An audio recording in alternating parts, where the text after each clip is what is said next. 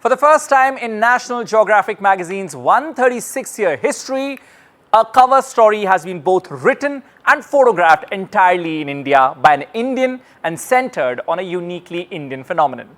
On the cover is the hauntingly beautiful black tiger of Simlipal, Odisha.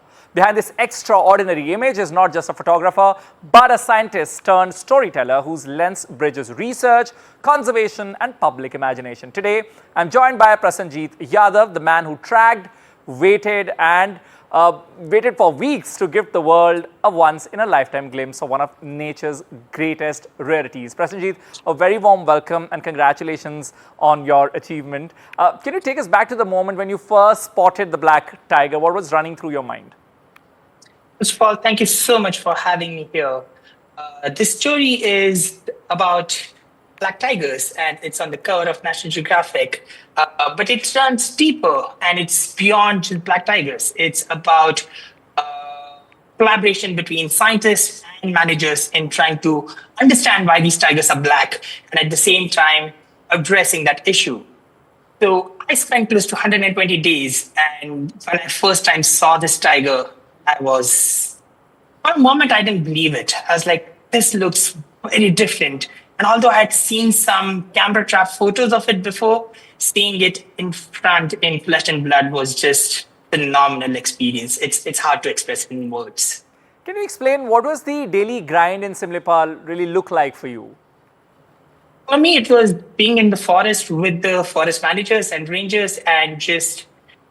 So we knew that photographing these tigers is going to be really hard. So me and my editors in National Geographic, as well as photo engineers, we all decided that the best way to do this is by deploying camera traps. Camera traps are these studios that we set up in the forest where the animal comes and takes its own selfie. So we deployed multiple of these cameras around, and most of my days were to find and track locations or trails where we knew that these tigers are moving, and then deploying these cameras and keep maintaining them. So a day started at like 5 a.m. and many days ended like at midnight. So it was just being out there all the time. You're on, Nat Geo's cover. Did you aim it? Did you manifest it? And what does it mean for you personally? Honestly, never thought this will happen. Getting a story in National Geographic is a big deal. Getting a story to write and photograph together is even a bigger deal. There are very few people, even handful of people globally have ever managed to do this. And then on top of it, it becoming a cover story is just, I still am taking time. Even if it is in my hand, it's hard to believe.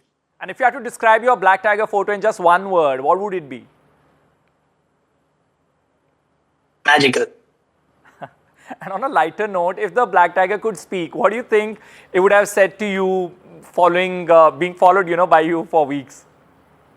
I think these black tigers or any tigers have very, very hard lives. They have to maintain their territory. They have to fight with other tigers to maintain their territories. They have to hunt. I don't think it would have much of a thought about me.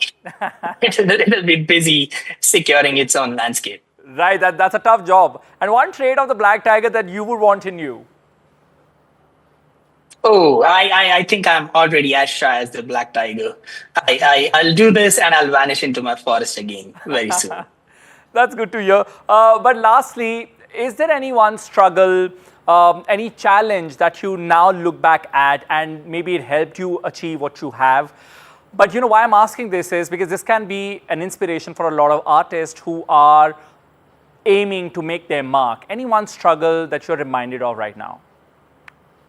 I think more than struggle, I find inspiration. Inspiration from the scientists and conservationists and managers from Odisha Forest Department, from Maharashtra Forest Department, the scientists from NCBS who have spent years and years trying to understand why these tigers are the way they are. Is that a problem? And if there is going to be a problem, say in 100 years from now, how to solve it? Essentially go and catch these tigers from far away forest and bring them in so these black tigers get new set of diverse DNA.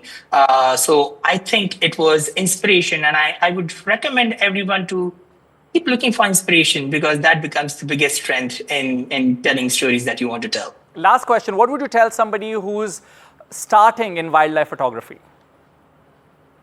Pick a story that you're truly care about, and something that's very accessible to you.